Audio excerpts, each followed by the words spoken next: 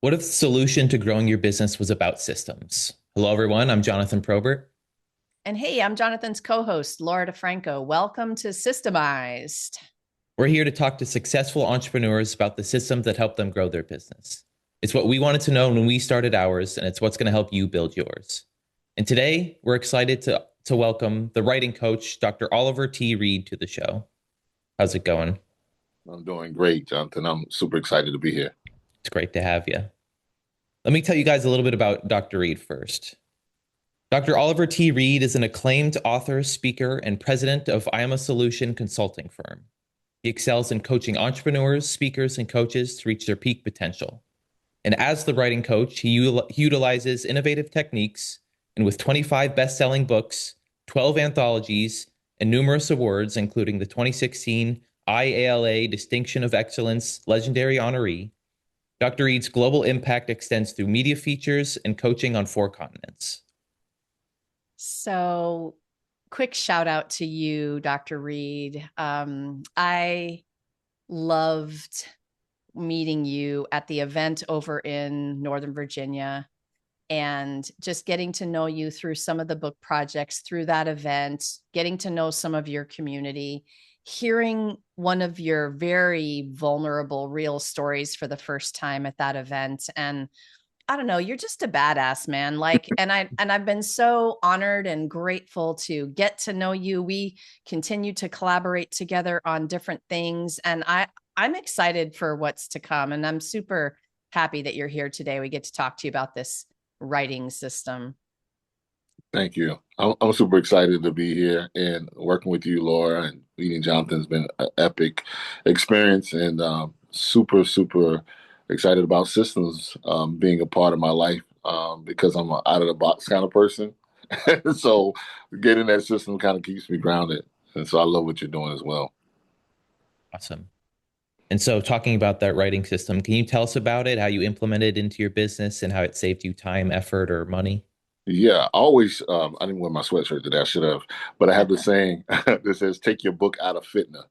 And fitness, their urban terms, and getting ready to fitness. I was stuck in fitness for 10 years. Was speaking, killing stages. At that time, I was speaking a lot more than I speak now. I speak a lot now, but I was like everywhere.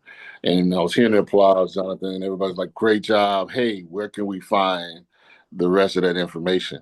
And I gave them the fitness face, like, yeah, I'm fitting to do it. I've been told that I need to write a book, and yeah, maybe next year, maybe, and it never came because it wasn't that I had a problem writing. I started writing when I was like in first grade, won contest, and when the rap, hip hop hit the scene in the '90s, I was writing raps and poetry. Didn't think I was a writer, but I was just writing. So I always did that. So I had plenty of content, just like people will be watching this. Content wasn't the issue. It was really a system because I was so busy. And so I started writing, finally got my book out in 2010. It was horrible. I went to a publishing company. I wish I would have met a Laura DeFranco then, but I went to a publishing company who promised me the world. I don't know if you ever heard that they promised me everything, that God was coming on the halo. I was going to be Time magazine bestseller and all this other stuff. And I was stuck. The editing sucked. The cover was not what I really wanted it to be. But my book was up on Amazon. I never received a royalty or payment, anything in that regard. So I was just sitting back like, man, this sucks. I finally do this thing that I'm supposed to be doing, and it absolutely sucks. It's a Wow. nightmare. And so I'm sitting there like, oh my goodness. So the book stayed up a whole year. I never received a royalty, never could take it down. I signed the blueprint that gave them complete custody over my book. And so I was like, man, God, if you ever get me out of this, I'm going to help other people. So I sat back, finally got it through, met with another friend of mine. We relaunched it, republished it, got it done. And from then I wrote, currently write 3 books a year since 2010. Last year I wrote 6 books. This year I'm up around there again. I have a book coming out this weekend, all because of a system that I actually did, right? So the milk writing system came about because I had a problem. And I always tell people, Jonathan, Laura, that people will pay you for what you solve. They really don't care about what you do. If you solve a problem, people will pay you. I go to the dentist because, hey, they solve a tooth problem, right? So I said, People were writing, how can we really solve a problem? So that's when milk came out. Milk system came out. And you remember the negative when I was going to school, back when I was in school, for example, they would say, if you don't do anything, eat anything, just drink your milk. All right. Now the Yeah. day is totally opposite. We got soy milk, wheat milk, bean milk, well, it's all kind of different things out there. So I remember saying, okay, my book was missing because in school, when I was in school, they used to put missing children on the box. So basically, like, because everybody drank milk. And a lot of people are missing their stories, not writing their books because they don't have a system. And so I started to think about it. Then then a connotation came out, negative connotation came out about milk that says, hey, that person's really milking it. It's really not that bad. They're just really milking this problem. But I thought about it. Shouldn't we, we be milking the story? Shouldn't we be milking our story? So I developed this 4-step process. I'm not going to go too in deep with it, but it is in depth with it. It's the M is the messaging part. I realized that M is for messaging. A lot of people have great stories, but they don't know how to message it. They don't know. They're all over the place. When I ask people what they want to write about, most of the time they'll tell me a generic theme, and they'll say it's for everybody. And I'll have to come back and say, yeah, but we needed to kind of tweak that down. So the M in Milk helps people develop their message or their mess age. I like to say what they went through, and how they survived it. It could be a part of that messaging. That I in Milk is implementation. So now that you got the message, and you all know this about the podcast you're doing about execution and showing people strategy, you got a message, but if you can't implement it or execute it, it's null and void. So how do we get it out of your head onto the pages? Is it the implementation phase? That's what we implement. And then the L is linking it together. Now that you have the messaging, now that you're implementing, how do we link it together? For example, looking at social media. When we look at you on social media, do we see the author in you, or do we just see the CEO? Or do we see the business owner and we don't see the author? So really giving you that linking together, branding, messaging. We work with our authors to do that. And then K is the knowledge or knowing your book. I can't tell you how many times, I'm sure, Laura, you may have seen this, where people get a 30-minute or 30-second shout out, and they're in this group and they're at this networking event and they've written this book, and you give them the mic and you say, hey, tell me what your book is about.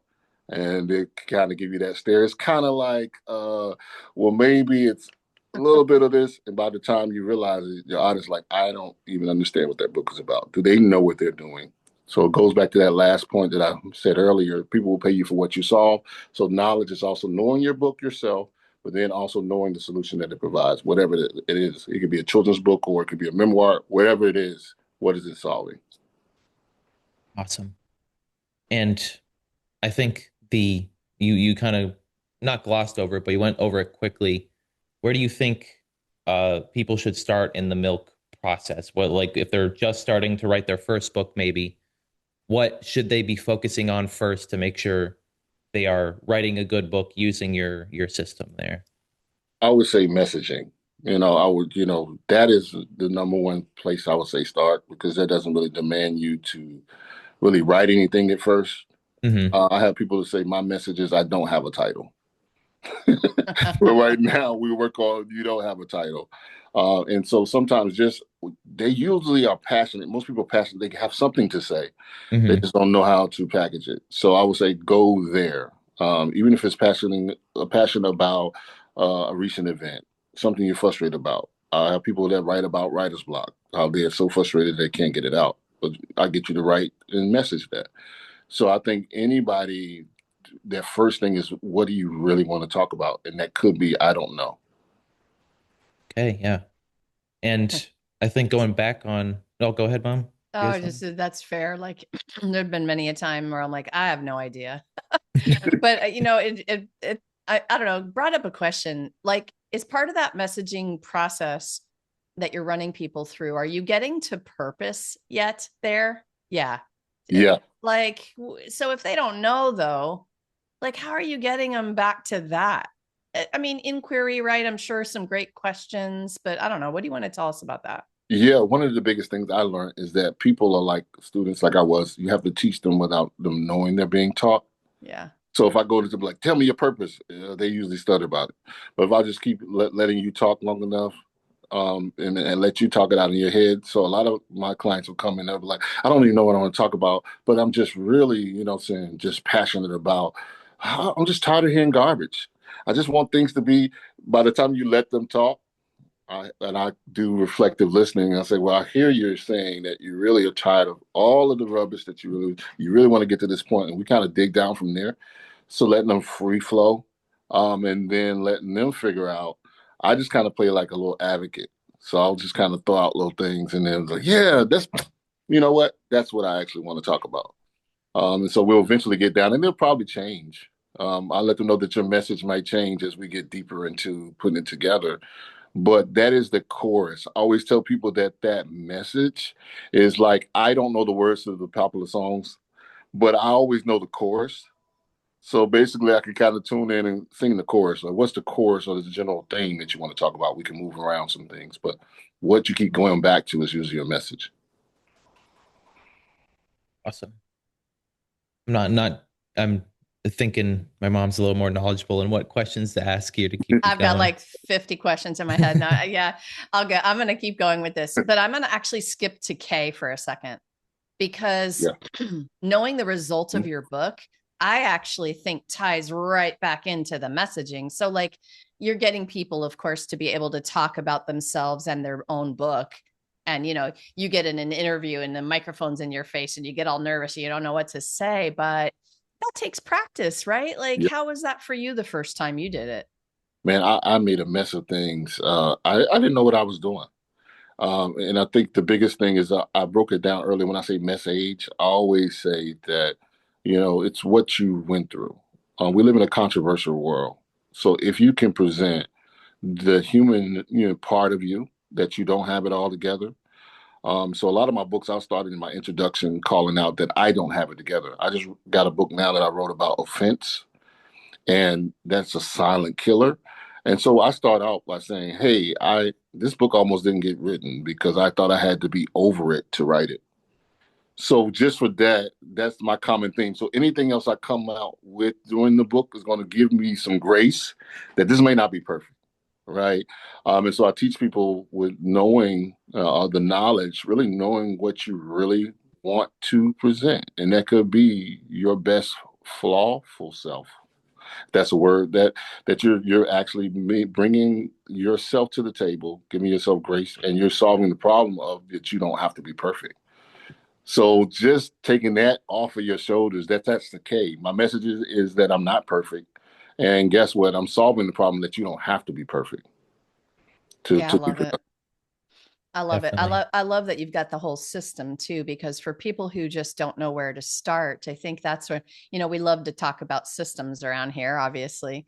So in terms of like writing a book and being in a place of, I don't know, for you to come up with a place to start somebody and then step 2 and then step 3. And so that's the part I love the most about your milk writing system. What else, anything else you want to tell us about that? Yeah, I've had people like I'm working with now to just start with their conclusion because they got so distracted being listing in alphabetical order or chronological ordering their writing to where they couldn't get started. So I say, well, you know the end result, what you want to happen. Once you start there, and let's work our way back, and that's freed people to a point where they're like, oh, I don't have to be in the intro. I can be in the middle and start. Yes, you can be in the middle and start. You can start. You can talk about how you don't want to start. We can use that content as long as it's out. We can move it around inside of the manuscript or inside of the book. And I think that that's a freedom that people really didn't really realize. And then I also talk about, hey, maybe you're not a writer. Maybe you want to vlog it. You want to record it. You want to talk about it. You want to dictate it. You writing just it gets too cumbersome. You start to get lost in the writing. Maybe you can talk it out or get people to ask you questions. So it's different type of strategies that we use because we know that people that write differently, and being able to adjust the system around them is really good.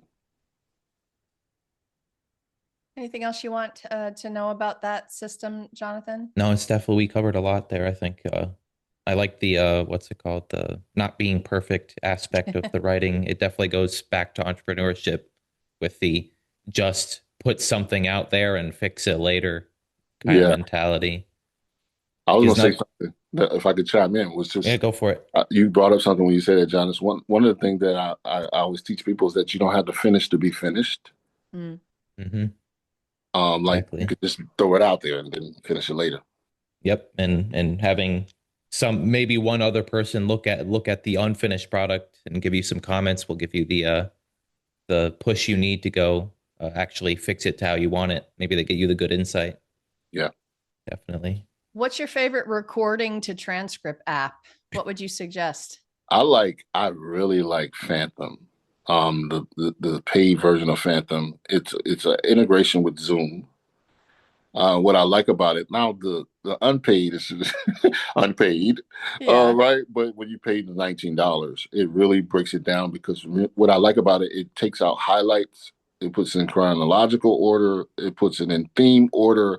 It even if you're a salesperson, it puts like how to sell this recording.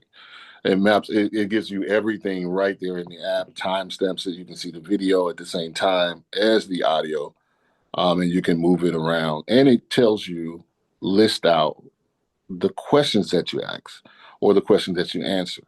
So those I use to really build out chapters because a lot of times it's the response to those questions that really get people going.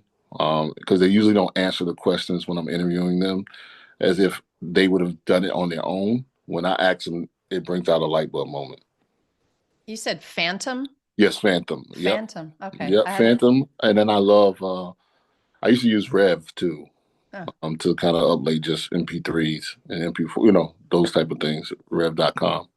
yeah, nice. Those are two that I haven't heard of before. So that's cool. There's a lot out there, right? But it's nice to get a recommendation.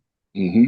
So I love listening to you talk about all of this stuff. We really love helping people with these things that are going to save them time, and we love learning about new ones. And I think you'll agree with me that the entrepreneurial journey can be super challenging some days. Yeah. What do you think is the most important business building tip that you would like to share with this audience? Yeah.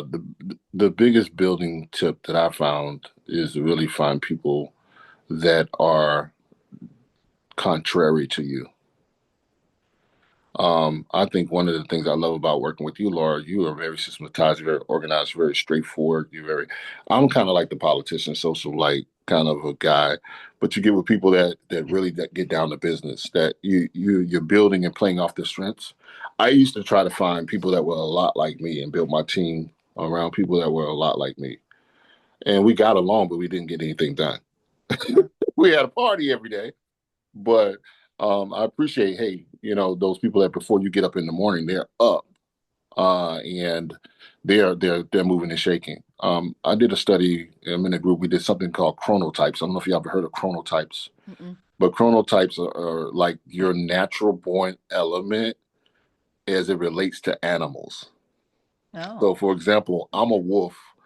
And I'm a wolf because I get my best work in, Jonathan, at 3 a.m. Like I could be third shift with you all day.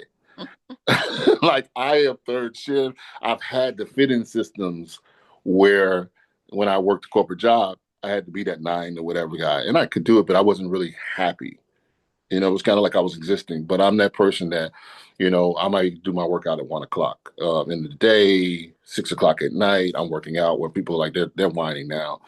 You surround yourself with people that are bears or people that are early risers or the different types of chronotypes or those people that may be dolphins that's just up all the time, right? You want to have them on your team to balance you out when you do rest. So I'm learning to find those people that are opposite that can produce a positive outcome. I love that answer. It's funny. Jonathan and I have talked about this a couple of different times because when we came together for the podcast, we were looking at the Colby test. Have you ever done the Yeah. Colby? And we were comparing our numbers, which were very different, and just talking about the fact that us two coming together was a perfect match for some different kinds of reasons. So, but I had not heard that term before. I want to know what kind of animal I am. If I'm the one that's up at 5 a.m. Yeah. and I don't stop until whenever. I'm some kind of bird, right? The early bird. Yeah, I will send you the test. It's fascinating. I have a friend of mine who's actually doing a lot of in-depth study on it. I didn't hear it either, but it's really good because you start to base your work schedule around your type. Yeah. So I don't have try not to have a lot of early morning meetings because of that. Yes. I know you wolves. I know you. All right. Listen, we have one more question for you. Kind of want to close out with this question. I'm going to start this way. So, one of the goals of Systemized is to support fellow business owners, entrepreneurs in their business to get to that goal of that time freedom we all want, right? The lifestyle we want to live. What's entrepreneurship done for you in that realm? Like, what has it allowed you to do that maybe was unexpected, something you never saw yourself doing? How has it been good to you? It's been really good to me from the standpoint of the wolf part. I could actually choose my schedule for the most part on some days. It's provided flexibility to meet great people, but it's also provided me a level of grace to dream. I think when I was doing a lot of 25 years in corporate, I thought I was dreaming, but I was dreaming for other people. Mm, I was dreaming for what the vision or, the strategic plan for the agency was or writing the grant for them. I wasn't really dreaming like we can do this thing. We can go to other countries and we can do workshops and we could do, all of different things because I always thought, hey, PTO was just my time off. But I never really thought that, hey, I could live a life that gave me the flexibility to really enhance my time for things that is more meaningful. So I think it's allowed me to dream bigger than I've ever dreamed before. I love that. Yeah, a great answer. We love chasing our dreams and doing the stuff we love to do. But I Yes. think that wraps us up for today. Thank you for coming on, Dr. Reid. Thank you so much for what you're doing in the world today and to share it with us here. Before we let you go, can you let the people know where to find you, uh, where to look you up and what you're doing? Well, thanks again, Jonathan and Laura, for having me on. You can find me at everything at Dr. Oliver T. Initial Reid. You also can find me at www.iamasolutionsconsultingfirm.com. Awesome. You guys heard him. Reach out and carry on the conversation. You can find his links in the description. Also, remember to grab your free system success guide in the description as well, which will help you get started in systemizing your business. Yeah, you guys grab the guide. It's a free guide. It is an incredible guide. And what systems have done for me is allowed me to take a business to empire level. This is an answer to growth. And so we want to catapult that for you. Grab that free guide. It is amazing. Okay, guys, that does it for this episode. Thank you for watching. And remember, for epic business growth, get systemized.